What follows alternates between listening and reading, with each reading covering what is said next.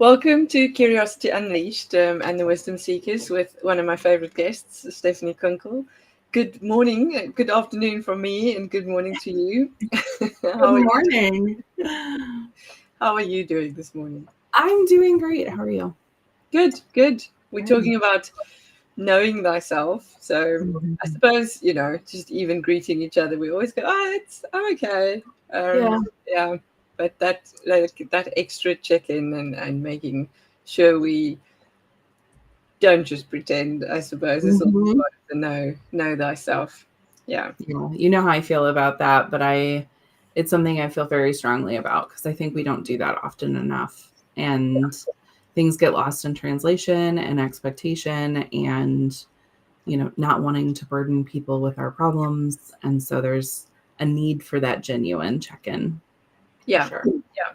Without the drama in a way, right?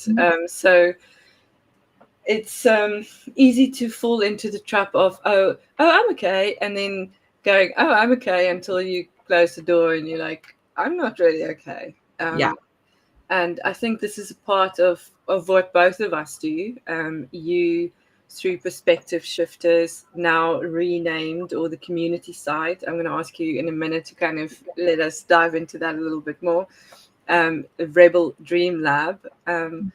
We kind of look at ways for us to connect even more to ourselves through each other, because I think there's a big part of the human psyche, not psyche, maybe the human need for not just belonging, but to be part of, because we are part of a bigger picture. Mhm. In our individual rebellious expressions, Yeah. um, it's good for us to be able to feel safe. I don't like that word, but that is what, enough to express ourselves in authentically, in sincerity. Mhm. And that's a little bit, what we're going to be talking about. You're going to be our wisdom Yeah. workshop host next week, and Yeah. we're I'm going to excited. explore a bit more about understanding or mastering that understanding of ourselves through one of your favorite tools, Mhm. human design. Tell me Yeah. more. Yeah. I mean, really, like I've always been on this self-exploration journey. Always felt like I was a little bit different, couldn't quite fit in.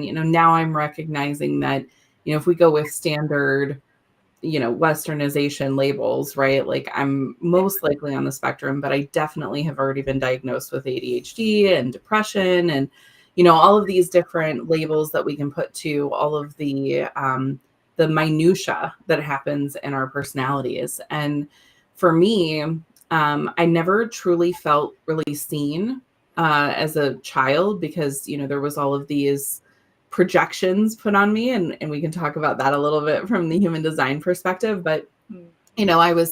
I was supposed to be the angel and the good girl, and so anytime I ever messed up, there was all of these extra, I don't want to say penalties, but all of these extra conversations about like how I messed up and why I messed up. And then we had people who were and when I say people, I mean other family members who were expected to mess up, and that I didn't understand because they were good people too. And so I went on this like really long journey of just trying to find myself, and I'm still on that journey. But for me, it started through behavioral science back when I was in high school, learning that we didn't understand how the brain works, in all of the different ways that it works. And that was fascinating to me. Like, how is there this part of us as humans that we don't understand still? What is that?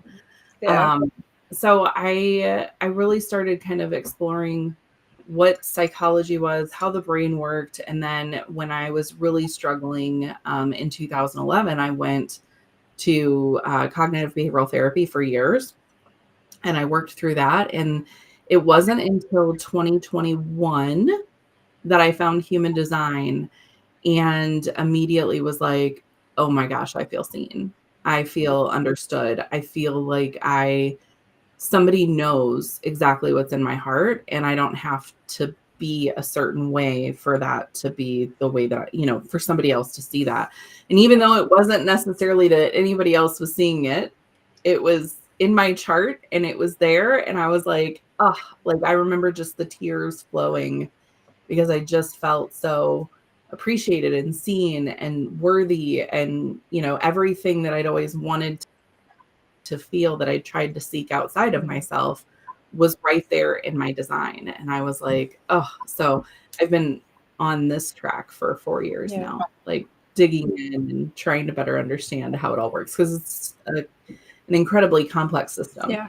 And I think part of that, and I'm checking in with you on this, whether you think so too, but a part of that being seen is also being seen by yourself, kind of. Yes. Yeah, because we tend, even just without all of the nuance of human design, right?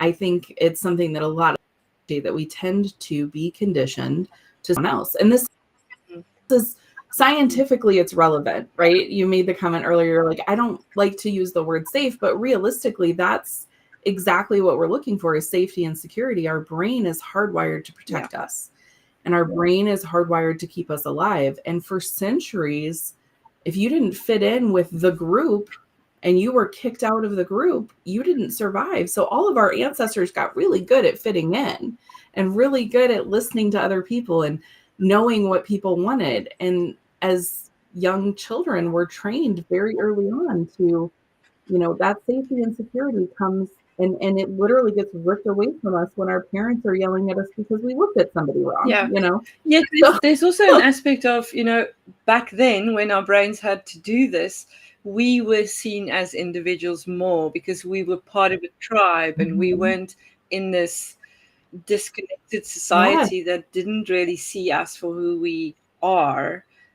So for me, there's quite a bit of a miscommunication now, where before that aspect only had to kick in severe cases where, okay, but there was a place for the medicine woman or the medicine man or the crazy cat lady or the, the one that, whatever it is, that now people seem to hide because it's like, ooh, others aren't going to see, understand this part of me.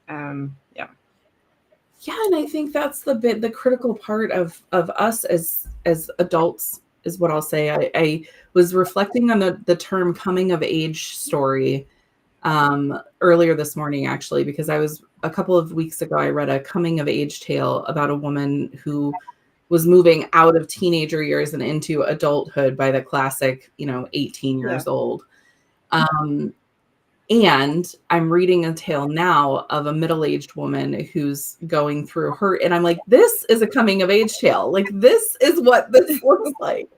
But I digress. The idea that we can't be unique and step into our unique place, that a lot of that is lost because of the conformity aspect. And I love, there are lots and lots of books out there, but there was a book that I read a couple of years ago. And if you're like Michelle and I, and you're a little bit of a contrarian or a rebel, right, you're going to appreciate this book and probably just nod your head the whole time. But The End of Average by Todd Rose, who actually studies the concept of average mathematically, has determined that there is no such thing as average. There's no average body type. There's no average IQ. There's no average anything. And so knowing that, though, right, knowing that even mathematically, like, there's not truly, for the human being, any such thing as average, we have to be comfortable to step into those places of medicine woman or contrarian or whatever that looks like, because we have to own who we are as people. And if we don't own, and this is something that I'm actually going through my own personal growth process right now of, is if we don't own it and we don't become visible in that space, other people are never going to see us. Yeah. Because we don't become more of us either if we withhold certain aspects of ourselves from whoever it is, from ourselves, It's not even about the audience. There was just something that you said now that I wanted to reply to, but now I can't remember. The end of That's it. average. So average can be replaced with the concept of normal. I was just going to say, insert normal. Yeah. Exactly. Yeah. Yeah. I mean, and there really is no such thing, right? Like even, and I mean, I hate to squash science here, but even like the idea of normal temperatures, like I don't know if you've ever lived through a really hot summer or really cold winter, but there's no such thing as normal when you're at, for me, living in the super far north, 105 degrees outside, like that's abnormal. But, it's also for a week or two a year, that's what happens. We get these, strange high temperatures. And I think that's part of, and I'm not saying that global warming doesn't exist. I don't want your viewers to think that I'm saying that. I know that exists, right? We can study trends over time and know that things are not going our way. But it But at also the same depends on time, which sizes right, of time we're looking at. And I don't think you're crushing any science. The whole point of science is for it to evolve. So we have to be able to right, and to ask questions. Exactly. Science is rebellious by nature, right? It's the idea of I'm going to ask questions that nobody else is asking, and then I'm going to look for the answers. And that, I love the aspect of science, and I've always loved science ever since I was a little girl because of that fact of saying, I have a question and nobody seems to have the answer, so let me go find it for myself. But for myself, and not according to. Exactly. That's what I was just about to say. And I think that's the piece of like even asking those questions of ourselves, right? Like I have a question about who I am or why I feel this way, or, why I'm sensing things that nobody else seems to sense. What is, the standard question right now is what's wrong with me, right? Instead of that, right? What is different about me? Why am I different? What is it that sets me apart? Or who am I? Even outside of the comparison, it's like above the Temple of Delphi. It was know thyself. That's it. It's not about. We can only be ourselves if we know ourselves. And I think this is what you are, saying as well. Especially in human design, you have the 4 energy types. There are 5. 5, yes. Generator, manifestor, manifesting generator, projector, and reflector. Yeah, so 5. And each of those energy types move differently in the world, I think we've spoken about this before, how the world, for example, the education system, my favorite topic, is built around the generator aspect, the corporate world, everything really.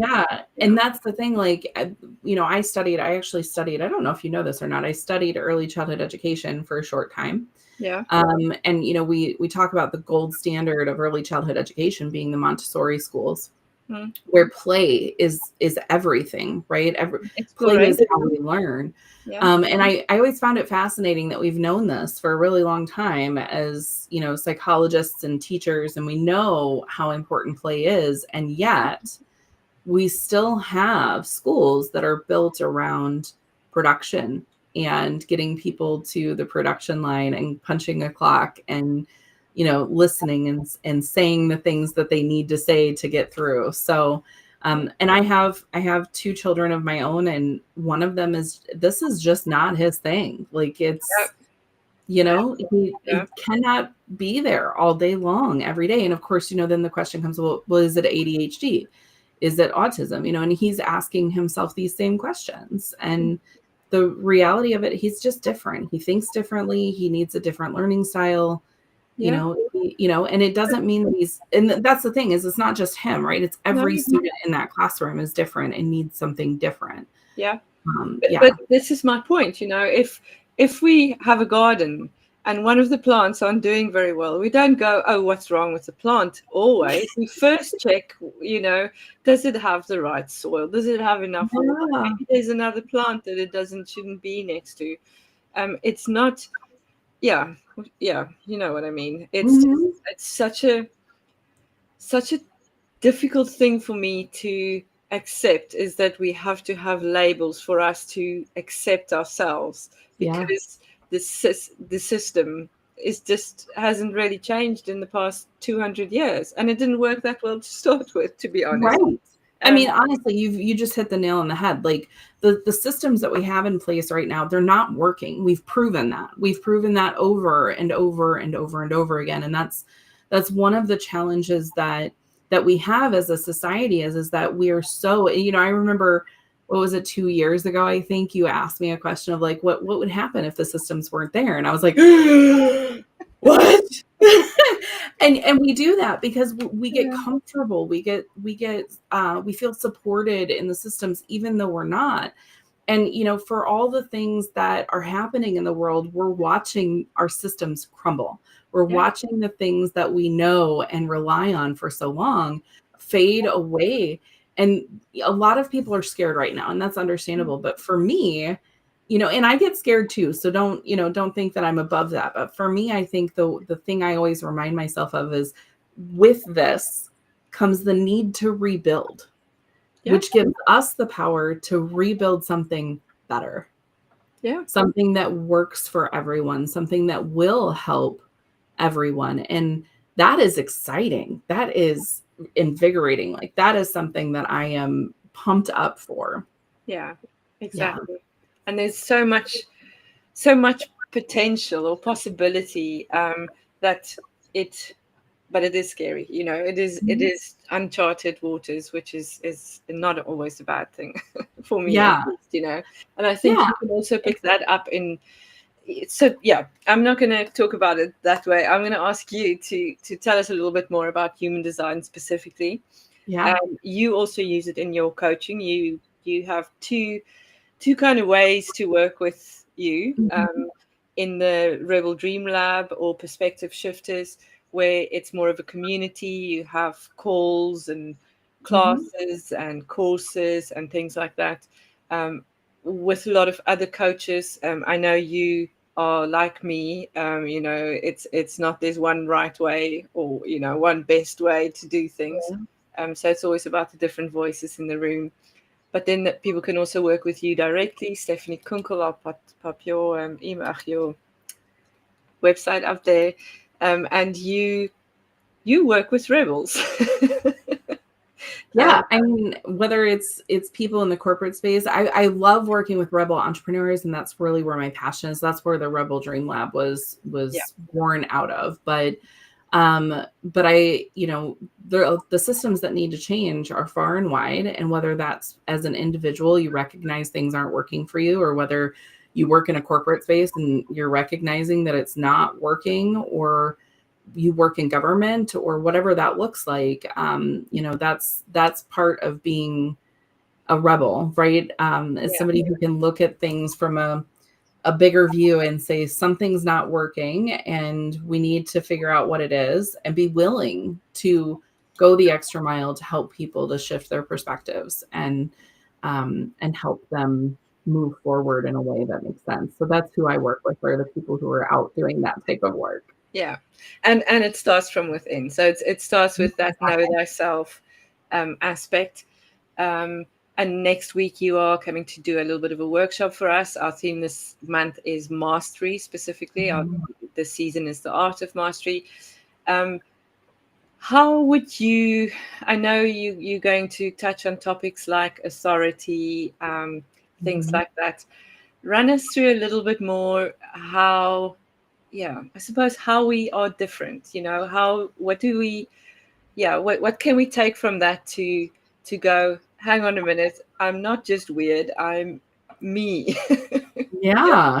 Yeah. I mean, for me, we talked a little bit earlier about never feeling seen. And that was probably the first thing that stood out to me about my own chart was I'm what they call a fifth line. And fifth lines by nature, we are kind of the actors of the play view. Like we show up and we are just who we are. And unfortunately, though, everyone else sees us for who they think we are, and we can sometimes play into that. We can be projected upon and live in that space of playing to what other people want without, and it's purely unconscious. We just sit there with it and just entertain that, and then don't feel seen because and that was, for me, that was the most freeing aspect, I think, of learning who I was through human design, because I was like, wait, hold on. So you're telling me that it doesn't matter what I do, these people are going to see me for the good or the bad, whatever is in their hearts and minds. And they were like, yeah, basically. And I was like, oh, well, then why in the hell am I even trying?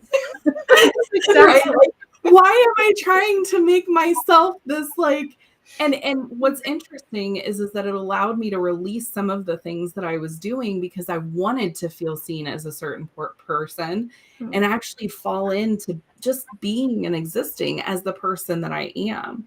And it's helped me too to understand how people in my life, need me to respond and need me to give them direction and need me to ask questions and communicate to them.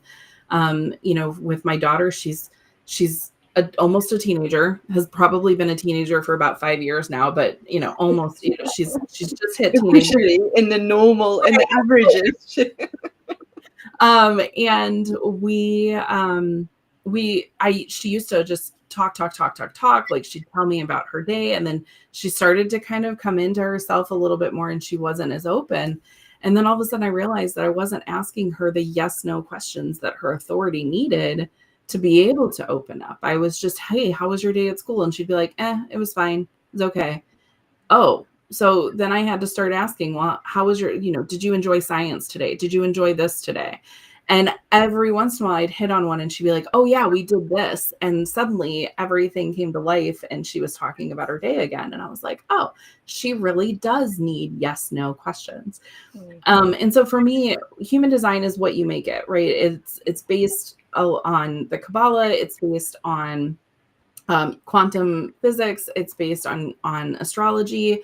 And it's based on the I Ching. And so, like, it's based on all of these things, but fundamentally I need your birth date, right? So it's astrologically based. You take as much weight as you want to it. But I've found in my life that there is a real aspect of this, when we talk about, just the patterns of the moon and how the moon affects us. And then we look at quantum physics and we learn that, a photon here, when observed, changes the way that a photon in another part of the universe reacts. There's got to be something to the way that the planets and everything work around us. Yeah. So I've just found so much value in it, and being able to just, I had a project that I worked on the other day, and I'm going to be releasing that soon for everybody else. But I basically went through and just looked at the different pieces of my chart and came up with affirmations for it. And once again, I do this every so often, but once again, it was like, I just felt so seen. It was like, okay, I'm on the right track. I'm doing the things that I'm designed to do. And I'm really stepping into my authenticity, to the point, Michelle, and you'll appreciate this, where my after 40 years old lesson, which I'll be 40 in February, right?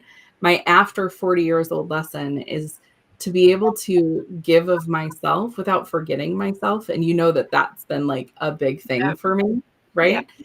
And so I'm like, oh, it's all kind of coming together right now. Yeah. It's beautiful and it's wonderful. And I love the system so much because it helps me guide my clients to make decisions that work for them. I can then meet them where they are, and I don't have to apply systems that don't work for them. Yeah. And it's that seeing them for who they are is such a big thing, because there's no 5-step plan that works for everybody. There really isn't. I'm sorry. The 5 a.m. club does not work for everybody. It works for mostly a masculine driven kind of energy, which isn't everybody's energy, but we judge ourselves against the fact that, that's just too difficult. It doesn't do it for me. Yeah. And there's so much nuance in the world. It's not just, we look at ourselves and we try to explore who we are as people, but there's a lot that make up who we are, not just internally, but also in the things that go on in our life.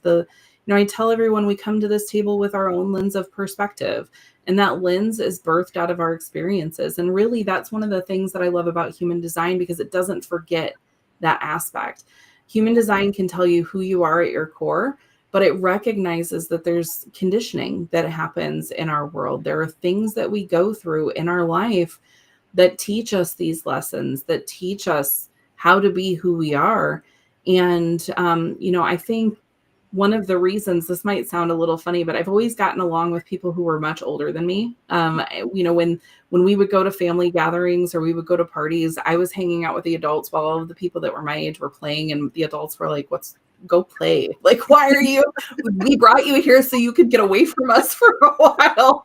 But I always was curious and wanted to know about people who were older than me. And I'm starting to realize that the beauty of that is because they've already found themselves. They've already figured out who they are.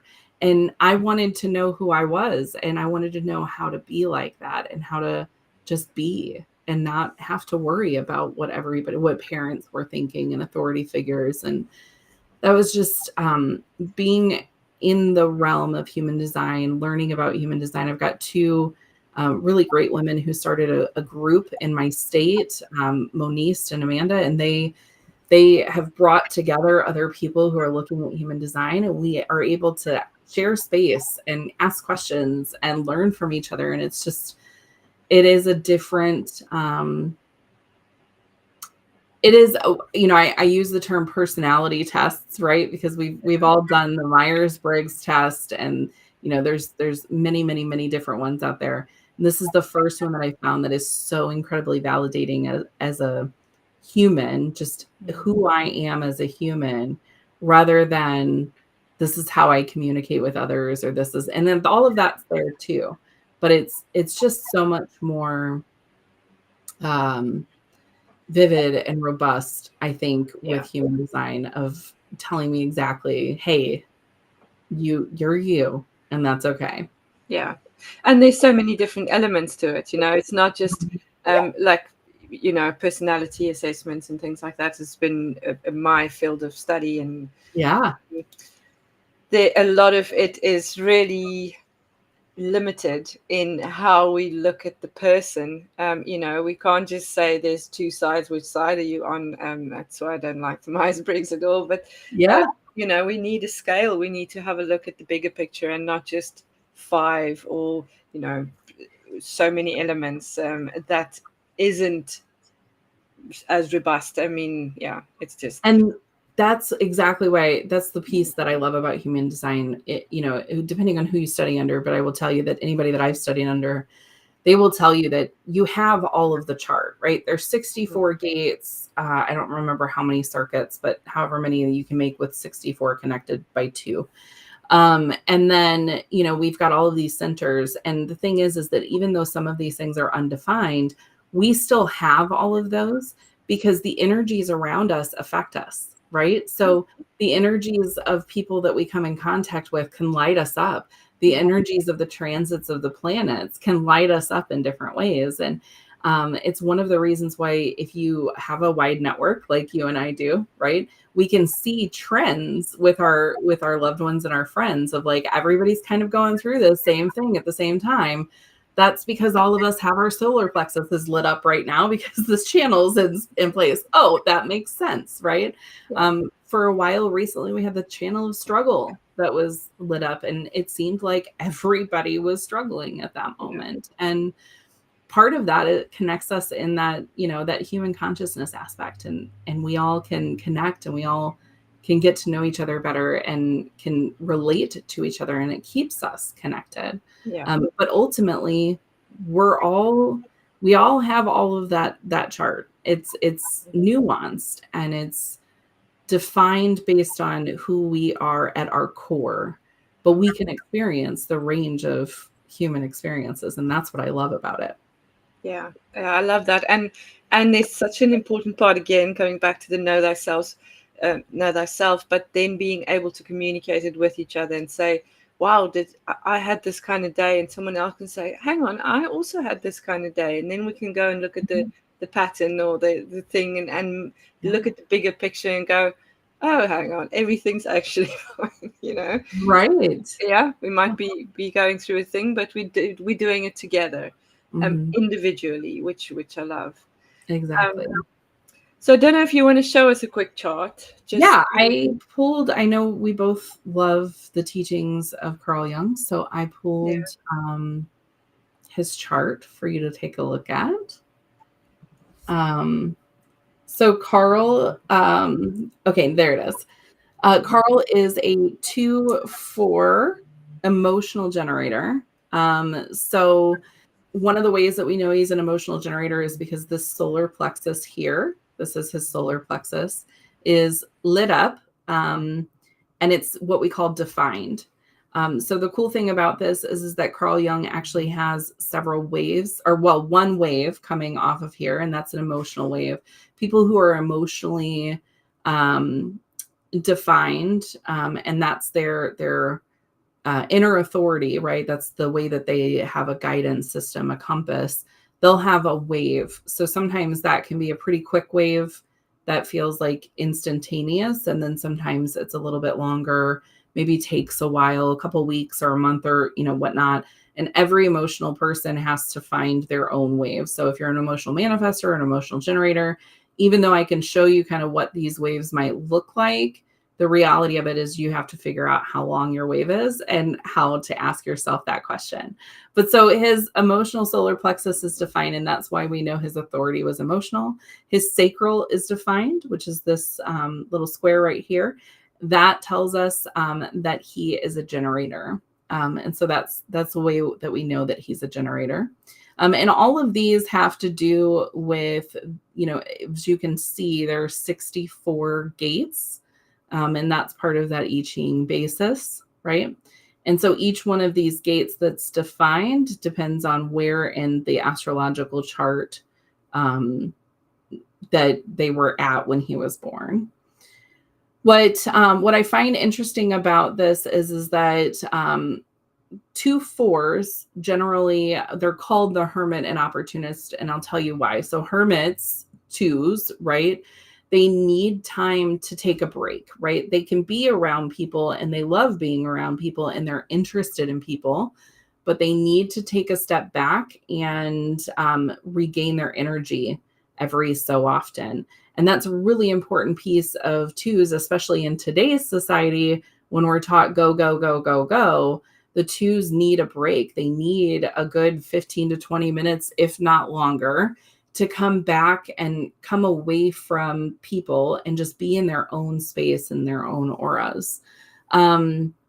And the fourth line talks about networking, right? So we talk about opportunists. It's not that, they're out and they're able to grab every opportunity that comes to them, but that their network will bring them opportunities. So, as we look at the things that happened in Carl Jung's life, we can also see that some of those things that he got opportunities for came from his network.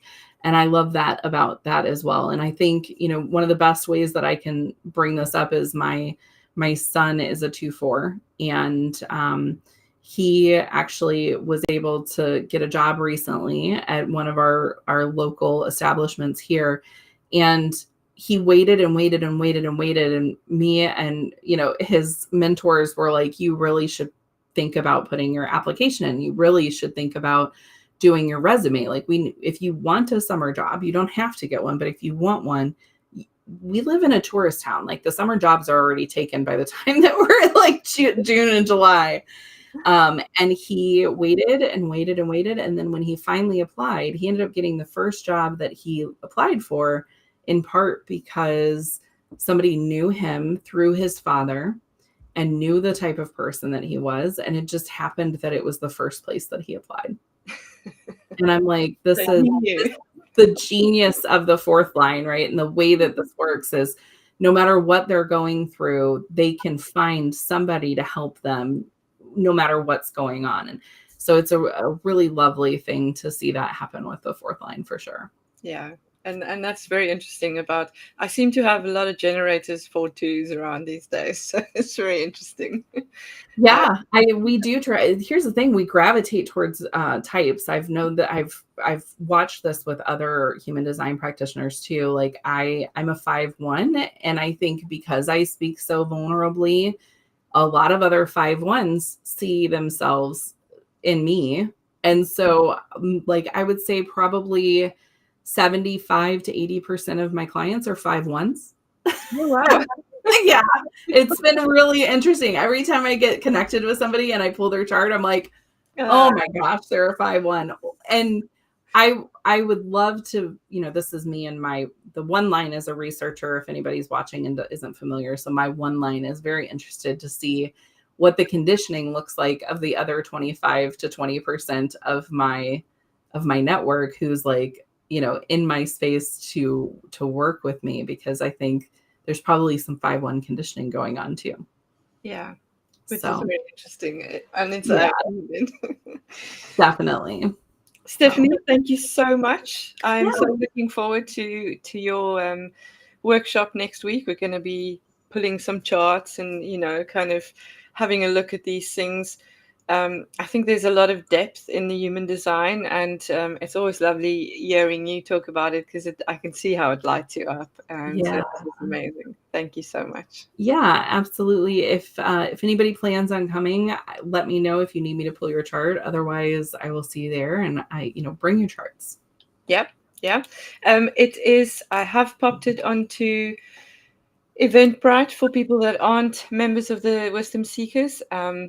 I will pop a link in at the bottom of the video. I think it's going in out in a few places, Yeah. but you can find the Wisdom Seekers Society on Eventbrite, and there will be a space there for you to join as a non-member. Yeah. Thank you so much. Thank you. Yeah, absolutely. I always love this, Michelle.